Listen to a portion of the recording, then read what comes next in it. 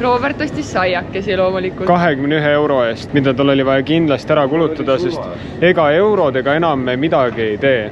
Mõttetu raha, kõlbmatu raha. Oleks võinud ka muidugi Mirdile saata, sest Mird kodus rääkis, kuidas Villem talle septembris saadab oma vana telefoni, rösteri.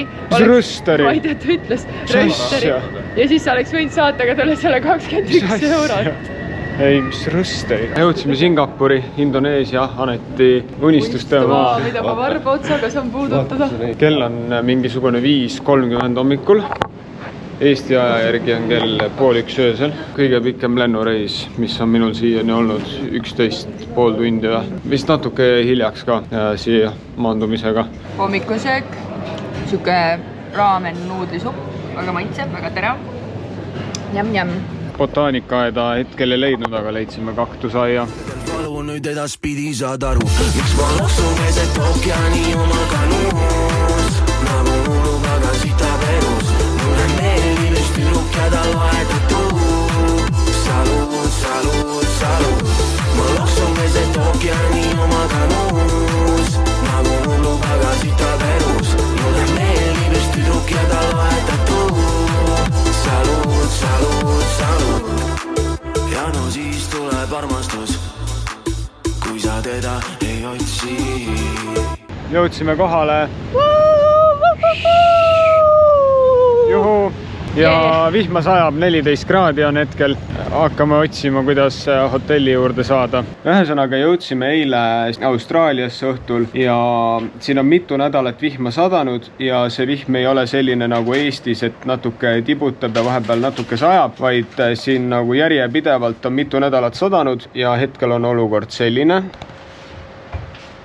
Ja kui me eile tulime, siis jõudsime ühistranspordiga hotelli. See võttis meil aega üle tunni aja natuke ja siis bussipeatusest jala hotelli kõndides me saime juba läbi märjaks. Mõtlesime, et paneme endale äratuskellad hommikuks kella 9, aga tegelikult märkasime siin kell 3:30 või midagi sellist. See tähendab, et Eestis siis oli kell 8 hommikul, nii et me ikkagi ärkasime täna Eesti aja järgi, mitte siis Austraalia aja järgi, nagu me arvasime. Anet sai sellest kohutavat trauma, millest ta tahab teile isiklikult rääkida.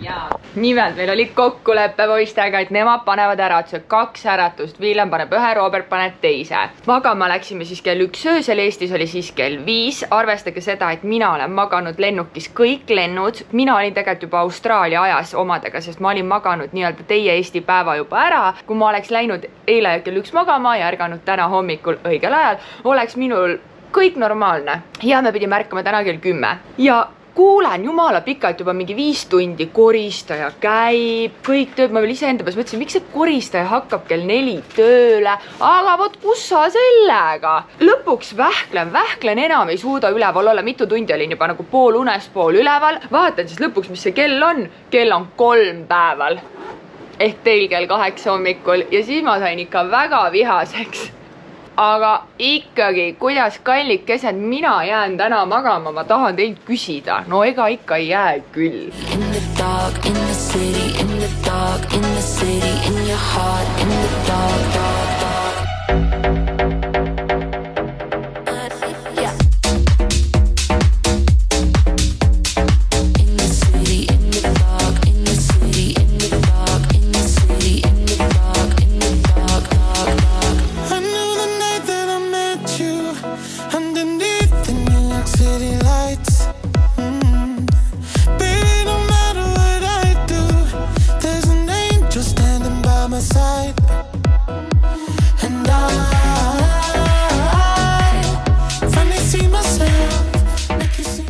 Nii, õhtu on kätte jõudnud, kõik vajalikud toimingud, mis siis täna oli vaja teha, said tehtud. Ehk siis telefoninumber, mis on eelduseks, et teha kõiki järgnevaid asju. Pangakonto, kindlustus, tax file number. Leidsime ka siis uue majutuse endale alates järgmisest nädalast, kuna meil siis hotell saab läbi esmaspäeval.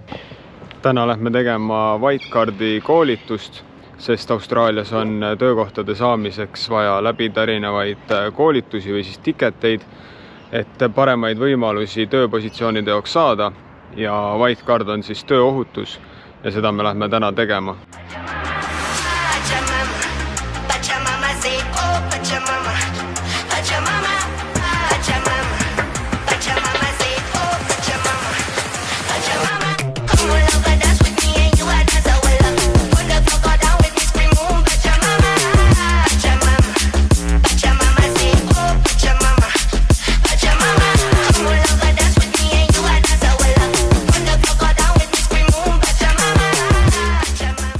ja niisugust koolitust polegi varem läbi teinud, kus siis koolitaja andis väga palju motivatsiooni, saime enda unistusi ja eesmärke kirja panna. Siin ju koolitusel ongi väga palju selliseid inimesi, kes on just Austraaliasse tulnud ja alustavad oma elu siin. Tõi väga palju näiteid ja julgust meile kõigisse, et siin edukaks saada ja õnnestuda. Selle kõige juures siis ka safety koolitus läbida ja edasi asuda oma radadele.